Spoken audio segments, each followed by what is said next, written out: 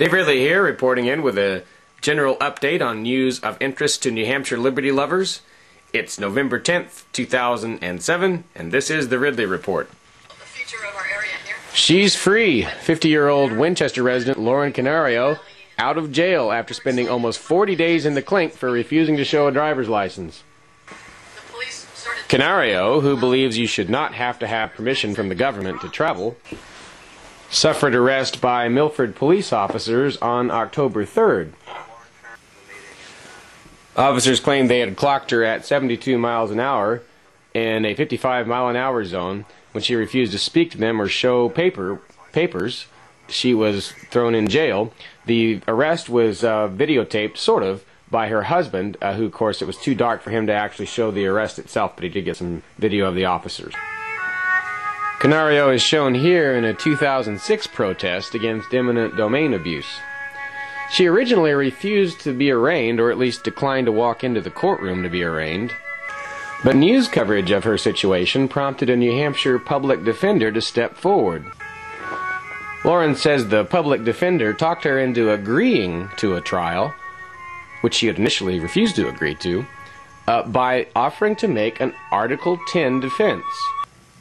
Article 10 of the New Hampshire Constitution provides for a, quote, right of revolution, and the public defender, essentially, argued before the judge that Lauren was responsibly exercising her right of revolution by engaging in nonviolent, non-threatening revolution, which didn't hurt others, and he said that she should be treated leniently because of that. Tried to have many of the charges thrown out. Apparently the judge didn't buy too much of that. But here it is, right there on the New Hampshire government's website. Article 10, the right of revolution. Quote, whenever the ends of government are perverted and the public liberty manifestly endangered, and all other means of redress are ineffectual, the people may, and of right ought to, reform the old or establish a new government. The doctrine of non-resistance against arbitrary power and oppression is absurd, slavish, and destructive of the good and happiness of mankind.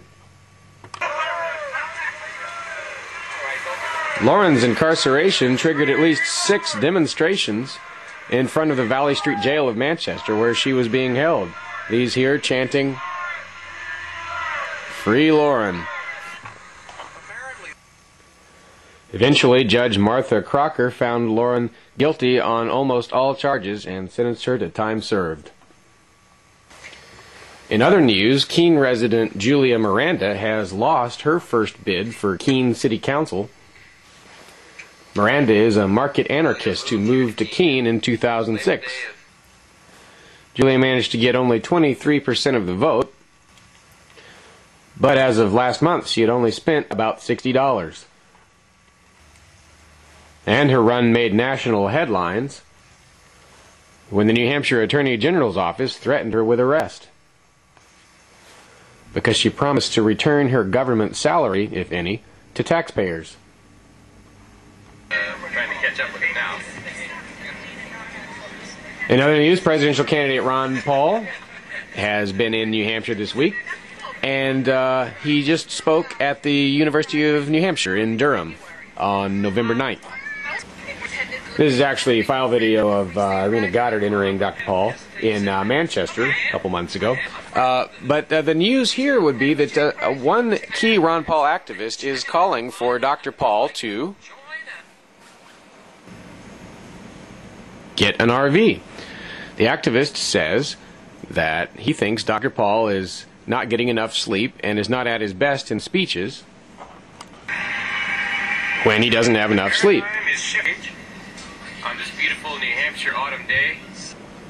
Now that gave me an idea. What if one or more Ron Paul supporters were to donate the use of their RV to Dr. Paul while he is in New Hampshire? It's just a thought. It definitely need to be a very safe RV and good enough for him to sleep in from one location to another. Maybe it would inspire him to be in New Hampshire a little bit more often. It's just a thought.